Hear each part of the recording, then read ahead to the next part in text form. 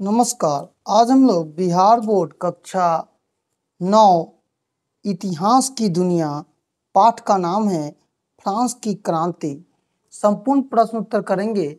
यह वीडियो आप new education point की तरफ से देख रहे हैं। तो चलिए प्रश्न उत्तर की श्रृंखला को प्रारंभ करते हैं और पहला प्रश्न देखते हैं। फ्रांस की राजक्रांति किस ईस्वी में हुई? तो 1789 में। बेस्टल का पतन कब हुआ? तो 14 जुलाई 1789 में। प्रथम स्टेट में कौन आते थे? तो पादरी लोग आते थे। द्वितीय स्टेट में कौन आते थे? तो कुलीन लोग। और तृतीय स्टेट में कौन आते थे? तो दार्शनिक। ठीक है, आगे प्रश्न है बोस्टेमर क्या था? तो बोस्टेमर जो था वो लेखक था। ठीक है, रूसो किस सिद्धांत का समर्थक था? तो वह जनता की इच्छा का समर्थक था। अगला प्रश्न है मॉन्टेक्यू ने कौन सी पुस्तक लिखी थी? तो विदित का आत्मा। ठीक है, आगे प्रश्न है फ्रांस की राजक्रांति के समय वहां का राजा कौन था? तो लोई 16वां। आगे प्रश्न है फ्रांस में स्वतंत्रता दिवस कब मनाया जाता है? तो 14 जुलाई को मनाया जाता है। अब हम लोग रिक्त स्थानों की पूर्ति करेंगे। पहला प्रश्न है लुई 16वां सन 1774 में फ्रांस की गद्दी पर बैठा। स्टेट जनरल लुई 16वां की पत्नी थी। और तीसरा प्रश्न है फ्रांस की संसदीय संस्था में मेरी अन्यू यतीन कहते हैं। आगे प्रश्न है ठेका पर टैक्स वसूलने वाले पूंजीपतियों को टैक्स फॉर्मर कहा जाता था। और शक्ति पृथक्करण के सिद्धांत की स्थापना मैक्यूर ने की थी। रूसो की प्रसिद्ध पुस्तक सामाजिक संविदा है। और 27 अगस्त 1789 में फ्रांस को नेशनल असेंबली ने मानव और नागरिकों के अधिकार की घोषणा की। जैकोबिन दल का प्रसिद्ध नेता मैक्समियर रॉबपियर था। दास प्रथा का अंतिम रूप से उन्मूलन 1448 ईस्वी में हुआ। और फ्रांस महिलाओं को मतदान का अधिकार, मत का मतलब अधिकार 1946 में मिला। प्रश्न है फ्रांस की क्रांति के राजनीतिक कारण क्या थे? देखिए, फ्रांस की राजनीति के कारण बहुत थे, जिसमें राजा जो था वहाँ पर लुई 16वां वह निरंकुश प्रणाली का राजा था। न वह जनता के कामों को करता था, इसलिए जनता में असंतोष पैदा हो गया। और साथ साथ प्रशासनिक भ्रष्टाचार अक्षमता की स्थिति से बिगड़ गया। जनप्रतिनिधियों संस्थाएं स्टेट जनरल को 175 वर्षों तक न बुलाने जाने से लोकतांत्रिक प्रक्रिया बाधित हो गई। अत्यधिक केंद्रीकृत शासन व्यवस्था और स्थायी स्वच्छता के अभाव में जनता की समस्या दिन पर दिन बढ़ने लगी। राजा जो थे और राज दरबारी जो थे वो फिजूल खर्चा करते थे, विलासिता में रहते थे। विशेष रूप से रानी मेरी अस्टोनित के प्रभाव में जनता को गुस्सा और भड़का दिया। यही कारण है कि मिलकर एक ऐसी राजनीतिक माहौल तैयार करने में सहायता किया जिससे अंतः क्रांति को क्या किया? जन्म दिया। आगे प्रश्न है फ्रांस की क्रांति के सामाजिक कारण क्या थे? देखिए, फ्रांस की क्रांति के पीछे सामाजिक कारण था। समाज के 3 असमान वर्गों में विभाजित था। पहला वर्ग पादरी था जो उच्च जाति का था और अपने आप को सबसे उच्च मानता था। ठीक है, और विशेषाधिकार था, उसे कर का छूट था। जबकि तीसरे वर्ग में जनसंख्या के 90% लोग आते थे और उन्हें सामाजिक भेदभाव का सामना भी करना पड़ता। साथ भूमि और संपत्ति का असमान वितरण भी था। यह एक बड़ी समस्या थी। शिक्षित मध्यम वर्ग में बढ़ता असंतोष, किसान मजदूर की दयनीय स्थिति और सामाजिक गतिशीलता का अभाव समाज में तनाव और विद्रोह पैदा करता है। ये सामाजिक असमानता और भेदभाव क्रांति के लिए उर्वरक भूमि तैयार करने में सहायता हुआ, जिससे अतः पुरानी व्यवस्था के खिलाफ एक विद्रोह शुरू हुआ और उसी को हम फ्रांस का विद्रोह भी कहते हैं। आगे प्रश्न है क्रांति के आर्थिक कारणों पर प्रकाश डालना है। उत्तर लिखेंगे फ्रांस की क्रांति के पीछे कई गंभीर कारक थे। राज्य का दिवालापन, भारी विदेशी कर्ज, आर्थिक संकट पैदा होना, असमान और अन्यायपूर्ण व्यवस्था। वे स्थिति बिगड़ गई जिससे किसान और आम जनता पर अधिक कर दिया गया, मतलब उन पर बोझ लाद दिया गया, जिससे दैनिक उपयोग की वस्तुओं में भारी क्या होगा, इजाफा हो गया और लोग को कठिनाई का सामना करना पड़ा। साथ साथ औद्योगिक क्रांति के कारण बढ़ती बेरोजगारी ने समस्या को और ज़्यादा बढ़ा दिया। व्यापार पर अनेक प्रतिबंध कर लग गए, जैसे गोल्ड व्यवस्था और प्रांतीय आयात कर आर्थिक विकास को रोक दिया। इसके अलावा कृषि में भी संकट, खाद्य पदार्थों की कमी जनता के कष्ट को और बढ़ा दिया। यह आर्थिक समस्या मिलकर जनता में एक व्यापक असंतोष की भावना लुई 16वां के लिए हुई और अंततः क्रांति का एक स्वरूप तैयार हुआ। आगे प्रश्न है, फ्रांस की क्रांति के बौद्धिक कारणों का उल्लेख करना है। देखिए, फ्रांस की क्रांति के पीछे महत्वपूर्ण बौद्धिक कारक थे। प्रबोधन काल में दार्शनिक और विचारों ने क्रांति के वैचारिक आधार तैयार किए। मॉन्टक्यू ने अपनी पुस्तक द सीपर ऑफ लॉज में पृथक पृथांक सिद्धांत प्रस्तुत किया, जो निरंकुश शासन के विरुद्ध था। वोल्टेयर ने धार्मिक असहिष्णुता, अंधविश्वास की कड़ी आलोचना की। साथ साथ रूसों ने सामाजिक समझौता सिद्धांत के माध्यम से लोकतंत्र माने लोगों का समर्थन प्राप्त किया। दिदेरो के विश्वकोश ने एक नई वैज्ञानिक और दार्शनिक विचार का प्रसार किया। फिजियोक्रेटिस जैसे एक्यूशन तुलुल आर्थिक सुधारों की मांग की। इन विचारों का प्रसार पत्र पत्रिकाओं और पुस्तकों के माध्यम से लोगों और आम जन में गया, जिससे एक नई जागृति लाई और क्रांति के लिए मानसिक आधार भी तैयार किया गया। आगे प्रश्न है, लेटस डी केचस से आप क्या समझते हैं? तो लेटस डी केचस फ्रांस का एक राजा द्वारा जारी किया जाने वाला विशेष आदेश पत्र था। मतलब वहाँ के राजा के द्वारा एक विशेष पत्र जारी किया जाता था, जो राजा को बिना किसी न्यायिक प्रक्रिया को किसी व्यक्ति को गिरफ्तार करने या कैद करने का अधिकार देता था।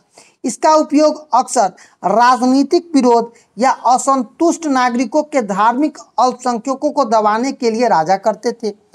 ये पत्र निरंकुश राजशाही का प्रतीक था। व्यक्तिगत स्वतंत्रता पर यह गंभीर आघात करता था। फ्रांसीसी क्रांति के दौरान इन पत्रों के दुरुपयोग से जनता में भारी असंतोष हो गया और अंततः क्रांति के कारणों को बनने में मदद किया। आगे प्रश्न है, अमेरिका के स्वतंत्रता संग्राम का फ्रांस की क्रांति पर क्या प्रभाव पड़ा? देखिए, जब एक जगह क्रांति होती है तो उसका प्रभाव दूसरे देश पर भी पड़ता है। तो देखिए, यहाँ पर अमेरिका स्वतंत्रता संग्राम ने फ्रांस की क्रांति की एक नई तरह से प्रभाव डाला। फ्रांस के सैनिक ने अमेरिकी युद्ध में भाग लिया और वहाँ की लोकतांत्रिक विचारों को प्रभावित हुआ। लौटते उन्होंने इन विचारों को साथ लेकर आया। फ्रांस में जो हो रहा था उसे देखकर उनकी स्वतंत्रता, असमानता, लोकतंत्र विचार को बढ़ावा दिया। हालांकि अमेरिकी युद्ध ने फ्रांस की भागीदारी ने उसकी आर्थिक समस्याओं को भी बढ़ाया, जो बाद में क्रांति का कारण बना। कुल मिलाकर अमेरिकी क्रांति ने फ्रांसीसी लोगों को प्रेरित किया और उनके क्रांति के विचारों को और ज़्यादा मजबूत किया। इसीलिए जो देश के दूसरे जगहों में जो घटनाएं घटती है उसका प्रभाव हर देश पर कुछ न कुछ जरूर पड़ता है। आगे प्रश्न है, मानव और नागरिकों के अधिकारों से आप क्या समझते हैं? तो उत्तर लिखेंगे, मानव और नागरिकों के अधिकारों की घोषणा फ्रांसीसी क्रांति का एक महत्वपूर्ण दस्तावेज था, जो कि 26 अगस्त 1789 में प्रसारित किया गया। इनमें सभी नागरिकों को समानता, स्वतंत्रता और भाईचारे के सिद्धांत स्थापित करने के लिए कहा गया। इस घोषणा में व्यक्तिगत स्वतंत्रता, अभिव्यक्ति की स्वतंत्रता, धार्मिक स्वतंत्रता और संपत्ति के अधिकार को मान्यता दी गई। इससे यह घोषणा किया गया कि सरकार की शक्ति अब जनता के लिए है। यह दस्तावेज फ्रांस में लोकतंत्र और मानवाधिकार की एक नींव बनी और विश्व भर में समान अधिकार के लिए एक प्रेरणा का स्रोत भी बन गई। आगे प्रश्न है, फ्रांस की क्रांति का इंग्लैंड पर क्या प्रभाव पड़ा? देखिए, फ्रांस की क्रांति का इंग्लैंड पर भी गहरा प्रभाव पड़ा। शुरू में इंग्लैंड कुछ बुद्धिजीवियों ने क्रांति का स्वागत किया, लेकिन बाद में आतंक के शासक के दौरान उनका विरोध किया। क्रांति ने इंग्लैंड में सुधार की मांग को बढ़ा दिया, जिसके परिणाम स्वरूप 1832 में सुधार अधिनियम पारित हुआ। इससे मतदान अधिकारों का विस्तार किया गया, राजनीतिक प्रतिनिधियों में सुधार लाया गया। फ्रांस के साथ युद्धों में इंग्लैंड के राष्ट्रवाद को बढ़ावा दिया गया। हालांकि क्रांति के डर से इंग्लैंड के कुछ दमनकारी कानूनों को भी जन्म दिया। कुल मिलाकर फ्रांसीसी क्रांतियों ने इंग्लैंड के राजनीतिक और सामाजिक सुधारों की प्रक्रिया तेज किया। आगे प्रश्न है, फ्रांस की क्रांति ने इटली को प्रभावित किया कैसे? आंसर लिखेंगे, फ्रांस की क्रांति ने इटली को कई तरह से प्रभावित किया। इस समय इटली कई छोटे छोटे राज्यों में बटा हुआ था। क्रांति के बाद नेपोलियन ने इटली के अभियानों में इटवाली लोगों के राष्ट्रीय एकता की भावना जागृत की और सबको एक साथ लिया। फ्रांसीसी शासन ने इटली में कई सामाजिक और प्रशासनिक सुधार लागू किए, जिसे सामंतिक व्यवस्था का अंत और हो गया। कानून समान रूप से प्रयोग हुए। इन परिवर्तनों ने इटावली लोगों में स्वतंत्रता, एकता की इच्छा को क्या किया? प्रबल कर दिया। हालांकि नेपोलियन की हार के बाद भी पुरानी व्यवस्था फिर से लागू हुई, लेकिन क्रांति के विचार इटली में जड़ जमा चुके थे। ये 19वीं सदी में इटली के एकीकरण के आंदोलन को प्रेरित किया। अगला प्रश्न है, फ्रांस की क्रांति ने जर्मनी कैसे प्रभावित हुआ? देखिए, फ्रांस की क्रांति में जर्मनी पर भी इसका गहरा प्रभाव पड़ा।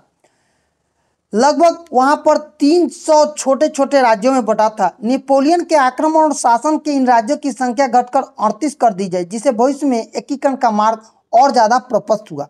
फ्रांसीसी क्रांति ने स्वतंत्रता, समानता और बंधुत्व के आदर्शों ने जर्मन लोगों में राष्ट्रीय चेतना जगाई। नेपोलियन द्वारा लाए गए सुधार जैसे सामंती व्यवस्था का अंत, कानूनी सुधार, जर्मनी के आधुनिकीकरण की प्रक्रिया शुरू की गई। इन परिवर्तनों ने जर्मन राष्ट्रवाद को बढ़ावा दिया, जो बाद में जर्मनी के एकीकरण के लिए बहुत ही प्रभावी रहा। अब हम लोग दीर्घ उत्तरीय प्रश्न करेंगे। पहला प्रश्न है, फ्रांस की क्रांति के क्या कारण थे? उत्तर लिखेंगे, फ्रांस की क्रांति जो कि 1789 में हुई, उसके महत्वपूर्ण कारण थे। देखिए, पहला समझिए सामाजिक कारक। फ्रांस का समाज 3 वर्गों में था। 2 वर्ग पादरी और अभिजात थे, और नीचे वाले वर्ग जो थे वो निम्न थे, जिसमें सबसे ज़्यादा जनसंख्या थी 90%, और उन पर सबसे ज़्यादा क्या था? कर था और भेदभाव की नीति थी। राजनीतिक कारण, लुई 16वां का निरंकुश शासन, प्रशासनिक भ्रष्टाचार, कानून में असमानता, जनता में असंतोष की भावना। आर्थिक कारक, राज दरबार की फिजूल खर्चा, आराम कर व्यवस्था और खाली राजकोष की आर्थिक संकट पैदा किया। किसानों और मध्यम वर्ग पर इसका बोझ पड़ा। बौद्धिक कारक, दार्शनिक जैसे रूसो, वोल्टेयर, मोंटेक्यू जैसे विचारकों ने जागृति लाई, जिनमें राजतंत्र, चर्च, सामाजिक असमानता की आलोचना की। प्राकृतिक आपदा, 1788 से 89 में खराब फसल और अकाल से लोग की कठिनाई और बढ़ा दी। अमेरिकी क्रांति का प्रभाव, देखिए फ्रांस पर अमेरिकी क्रांति का प्रभाव पड़ा, और वहाँ से लोग जब गए थे लड़ने, तो उस वहाँ पर की जो लड़ाई की, उसमें देश की भावना जगी और आर्थिक समस्याओं को भी बढ़ावा दिया। तत्कालीन कारण, राजा द्वारा तीसरे वर्ग की मांगों को अनदेखी करना, वस्तुलित पतन के लिए क्रांति को तीव्र दे दिया गया। आगे प्रश्न है, फ्रांस की क्रांति के परिणाम का उल्लेख करना है। देखिए, फ्रांस की क्रांति के भी निम्नलिखित महत्वपूर्ण परिणाम निकले। पुरांत व्यवस्था का अंत। देखिए, कोई भी चीज़ जब पुरानी हो जाती है तो नया चीज़ होना चाहिए। उसके लिए लोग क्या करता है? आंदोलन करता है। तो क्या किया कि क्रांति के निरंकुश राजतंत्र को, सामंतिक व्यवस्था को समाप्त करना और स्वतंत्रता, समानता और विश्व बंधुत्व को बढ़ावा देना। संवैधानिक राजतंत्र की स्थापना, राजा के दैविक अधिकारों का सिद्धांत समाप्त कर लोकतांत्रिक मूल्यों की स्थापना।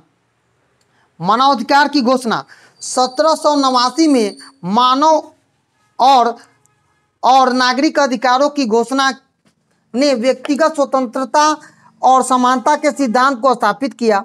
धर्मनिरपेक्ष राज्य, चर्च की शक्ति कम हो गई और धार्मिक स्वतंत्रता को बढ़ावा दिया। प्रशासनिक सुधार, न्यायपालिका, शिक्षा, स्वास्थ्य, अस्थायी प्रशासन महत्वपूर्ण था। आर्थिक परिवर्तन, सामंती अधिकारों और गिल्ड प्रथा का अंत हुआ जिसमें व्यापार और उद्योग को बढ़ावा दिया। सामाजिक समानता, जन प्राधिकृत विशेषाधिकारों का अंत हुआ और सामाजिक गतिशीलता बढ़ी। राष्ट्रवाद का उदय, फ्रांस में राष्ट्रवाद को बढ़ावा मिला जो बाद में पूरे यूरोप में फैल गया। यूरोप का प्रभाव, क्रांति के विचारों ने यूरोप के अन्य देशों पर भी क्रांति और सुधारवादी आंदोलन को प्रेरित किया। नए संस्थाओं का निर्माण, राष्ट्रीय असेंबली, नया कैलेंडर, ट्रैमिक प्रणाली जैसी संस्थाएं स्थापित की गई और महिला अधिकारों का भी यहाँ पर क्या किया गया, आंदोलन किया गया और उसकी नींव रखी गई। वैश्विक क्रांति, फ्रांसीसी क्रांति के विचार ने दुनिया भर के स्वतंत्रता और लोकतंत्र के आंदोलन को क्या किया, प्रेरित किया।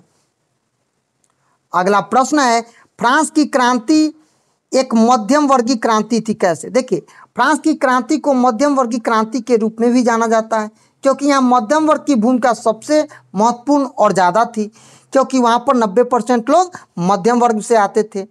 इस वर्ग में शिक्षित और संपन्नता के बावजूद सामाजिक सम्मान और राजनीतिक अधिकारों से ये लोग वंचित थे। उन्हें कुलीनों के समान अधिकार नहीं प्राप्त थे। राजा के सभी बड़े पद कुलीनों के लिए सुरक्षित थे। मध्यम वर्ग का समानता और सामाजिक संस्कृति का आधार योग्य होना चाहिए, न कि वंश के आधार पर। इस कारण क्रांति का प्रमुख नारा समानता, मतलब जो भी लोग हैं सब क्या है, सामान्य है, जिससे मध्यम वर्ग के आगे बढ़ा। मध्यम वर्ग के शिक्षित लोगों ने तत्कालीन व्यवस्था में दोष बताया और जनमानस में आक्रोश पैदा किया। फ्रांसीसी बुद्धिजीवी में मॉन्टेक्यू, वोल्टेयर और रूसो ने बौद्धिक आंदोलन के नेतृत्व किया जिससे क्रांति के वैचारिक आधार तैयार किए। और शास्त्रियों ने आर्थिक शोषण आलोचना करते हुए मुक्त व्यापार का समर्थन किया। इन सभी कारणों से मध्यम वर्ग ने राजा कुलीन के प्रति असंतोष बढ़ा और अंततः क्रांति का रूप ले लिया। आगे प्रश्न है, फ्रांस की क्रांति में वहाँ के दार्शनिकों का क्या योगदान था? उत्तर लिखेंगे, फ्रांस की क्रांति में वहाँ के दार्शनिकों का महत्वपूर्ण योगदान था। मॉन्टेक्यू ने अपनी पुस्तक विधि की आत्मा में पुस्तक के पृथक्करण का सिद्धांत प्रस्तुत किया जिसमें उन्होंने राजा के 3 अंग, कार्यपालिका, विधायिका और न्यायपालिका में अलग अलग होना चाहिए। वॉटमैन ने चर्चा और राजतंत्र की आलोचना की और कहा कि शासन प्रजा हित में होना चाहिए। रूसो ने अपनी पुस्तक सामाजिक संविदा में लोकतांत्रिक शासन व्यवस्था का समर्थन किया और जन्म का सर्वोच्च माना। उन्होंने कहा कि राजा जनता की आकांक्षाओं को पूर्ति करे। दीरो विहित ज्ञान कोश के माध्यम से निरंकुश राजतंत्र और सामंतवाद का, जनता के शोषण और आलोचना का, और शास्त्री क्विवेजनो और तुगु ने आर्थिक शोषण की आलोचना की और मुक्त व्यापार का समर्थन किया। इन दार्शनिकों के विचारों ने जनता को एक जागरूकता पैदा की और उनमें देश के प्रति जागरूक होकर राजतंत्र को खत्म करने के लिए कहा। इस तरह से इन लोगों में परिवर्तन की इच्छा जागृत हुई और वो अपने अधिकारों के लिए संघर्ष करने के लिए तैयार हो गए। आगे प्रश्न है, फ्रांस की क्रांति की देनों का उल्लेख करना है। देखिए, फ्रांस की जो क्रांति हुई थी 1789 ईस्वी में, केवल फ्रांस नहीं पूरे विश्व को प्रभावित किया। ठीक है, विश्व को प्रभावित किया और इसके निम्नलिखित कारण थे। स्वतंत्र, समानता और बौद्धत्व के लिए विश्व भर में फैले रहते, मानवाधिकार की घोषणा, व्यक्तिगत अधिकारों के महत्व, निरंकुश राजतंत्र का अंत और लोकतांत्रिक शासन व्यवस्था की नींव, सामंतिक व्यवस्था और कुलीन तंत्र का अंत हो जिसमें राजा समानता बढ़े, धर्म और राजा के बीच पृथक्करण की अवधारणा विकसित हो, राष्ट्रवाद की भावना का उदय जो बाद में यूरोप और अन्य देशों में फैला, शिक्षा और न्याय की व्यवस्था में सुधार और महान दार्शनिक की पुस्तक मॉन्टेक्यू की विधि का आत्मा और रूसो के सामाजिक संविदा के नए विचार को जन्म दिया। आगे प्रश्न है, फ्रांस की क्रांति ने यूरोप देशों में किस तरह का प्रभाव डाला? देखिए, कहीं का जो प्रभाव होता है हर देशों पर पड़ता है। इसी तरह से फ्रांस की क्रांति ने यूरोपीय देशों पर निम्नलिखित तरीके से प्रभाव डाला। सबसे पहले समझिए, राजतंत्र के विरुद्ध आंदोलन। कई यूरोपीय देशों में निरंकुश राजतंत्र के खिलाफ विरोध हुआ। सामंतिक व्यवस्था का अंत, फ्रांस की तरह ही अन्य देशों में सामंतिक व्यवस्था को समाप्त कर दिया गया। राष्ट्र की भावना को जगाना, जैसे नेपोलियन के अभियानों ने यूरोपीय में राष्ट्र भावना को जागृत किया। इटली और जर्मनी के एकीकरण में क्रांति के विचारों और एकीकरण की प्रक्रिया को प्रेरित किया। संवैधानिक सुधार, इंग्लैंड में 1832 में रिफॉर्म एक्ट फ्रांसीसी क्रांति से प्रेरित है। पोलैंड का पुनर्जन्म, क्रांति में पोलैंड के लोगों को स्वतंत्रता की आकांक्षा जगी। लोकतांत्रिक मूल्यों का प्रसार, स्वतंत्रता, समानता और विश्व बंधुत्व यूरोप में फैल गया और सामाजिक परिवर्तन कई देशों में सामाजिक वर्ग की चुनौती बन गई। आगे प्रश्न है, फ्रांस की क्रांति एक युगांतर घटना थी, इस कथन की पुष्टि करना है। देखिए, फ्रांस की जो क्रांति थी 1789 में एक युग आंतरिक घटना थी, जिसमें केवल फ्रांसीसी बल्कि पूरे यूरोप और विश्व के इतिहास को प्रभावित किया। यह क्रांति प्राचीन व्यवस्था का अंत और आधुनिक व्यवस्था का प्रारंभ था। इसमें सामंतिक व्यवस्था और निरंकुश राजतंत्र को समाप्त कर लोकतांत्रिक मूल्यों को स्थापित करना, और क्रांति ने समाज में व्याप्त असमानता को चुनौती दी, क्योंकि स्वतंत्रता, समानता और विश्व बंधुत्व के आधार पर स्थापित किया। उनके चर्च प्रभुत्व को कम कर दिया और धर्मनिरपेक्षता राज की अवधारणा को बढ़ावा दिया। क्रांति के राष्ट्रवाद के भावना को जन्म दिया, जो बाद में यूरोप के अन्य देशों में फैले। इससे मानवाधिकार की घोषणा के माध्यम से व्यक्तिगत अधिकारों को महत्व दिया। फ्रांस की क्रांति ने शिक्षा, न्याय व्यवस्था और प्रशासन में भी सुधार किया। इन सभी कारणों ने फ्रांस की क्रांति को एक युगांतर घटना माना और जिससे आधुनिक लोकतांत्रिक समाजों का विकास में रास्ता साफ किया। आगे है, फ्रांस की क्रांति के लिए लुई 16वां किस तरह उत्तरदायी था। देखिए, जब राजा ही वहां के प्रजा को नहीं देखेगा तो सब ठेकरा किस पर फूटेगा, राजा पर ही। तो लुई 16वां जो था फ्रांस की क्रांति के लिए कई तरह के उत्तरदायी, वह एक अयोग्य था और साथ साथ निरंकुश शासक था, जिसने अपने शासन में गंभीर गलतियां की। उनकी निरंकुशता शासन शैली से जनता में एक असंतोष की भावना पैदा हो गई। उसने मेरी इच्छा की एक कानून बनाया, जिसके कथन में स्वेच्छाधारी को पारदर्शिता, लुई की पत्नी मेरी अन्योन्यता की फिजूल खर्ची में राजकाज के अनुचित हस्तक्षेप किया और हालात बहुत ज़्यादा बिगड़ गया।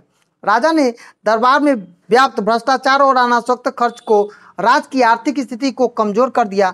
लुई ने स्वतः शासन की मांग को नजरअंदाज कर दिया और केंद्रित शासन को बनाए रखने में, प्रशासनिक सुधार को लागू करने में विफलता दिखाई। आर्थिक संकटों के निपटने के लिए इन सभी कारणों ने जनता के राजतंत्र के प्रति एक विरोध भाव पैदा किया। अंततः इसी का जन्म क्रांति के रूप में हुआ और लुई की अनिवार्यता की स्थिति और समानता पर उचित कदम न उठाने में अक्षमता से यह क्रांति सामने आई। फ्रांस की क्रांति में जैकोबिन दल का क्या भूमिका था। देखिए, जैकोबिन दल की महत्वपूर्ण भूमिका था। यह दल 1789 में स्थापित हुआ और क्रांति में उग्र वामपंथी विचारधारा का प्रतिनिधित्व करता था। इसके सदस्य छोटे छोटे दुकानदार, कारीगर, मजदूर थे जो समाज के निम्न वर्ग से आते थे। मैक्सिमिलियन रोबेल इस दल का प्रमुख नेता था। जैकोबिन 1792 में खाद्य संकट और गहरा हो गया और इस मुद्दे पर एक जन विद्रोह हुआ। 1793 में जैकोबिन ने सत्ता संभाली और आतंक का शासन स्थापित किया।